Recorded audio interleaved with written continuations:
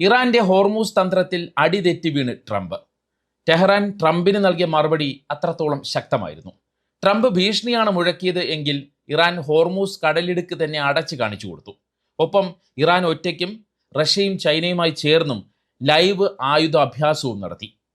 അതിനിടയ്ക്കാണ് American പടക്കപ്പലുകളെ മുക്കുന്ന വലിയ ആയുധം കൈവശമുണ്ടെന്ന മുന്നറിയിപ്പ് ആയത്തുള്ള അലി ഖൊമേനിയും നൽകിയത്. ഇതോടെ സമ്മർദ്ദം കൂടുതൽ അമേരിക്കയ്ക്ക് മുകളിലായി. ട്രംപിന്റെ പണി പാളി എന്ന് തന്നെ പറയാം. അങ്ങനെ ആണവ ചർച്ചകൾ ഇറാന്റെ വഴിയേ തന്നെ നീങ്ങി.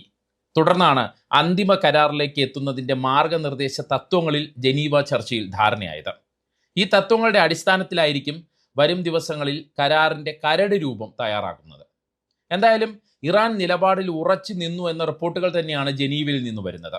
ഇക്കാര്യം തന്നെയാണ് അബ്ബാസ് അരാക്ചിയും ആയത്തുള്ള അലി ഖൊമേനിയും വ്യക്തമാക്കിയത്.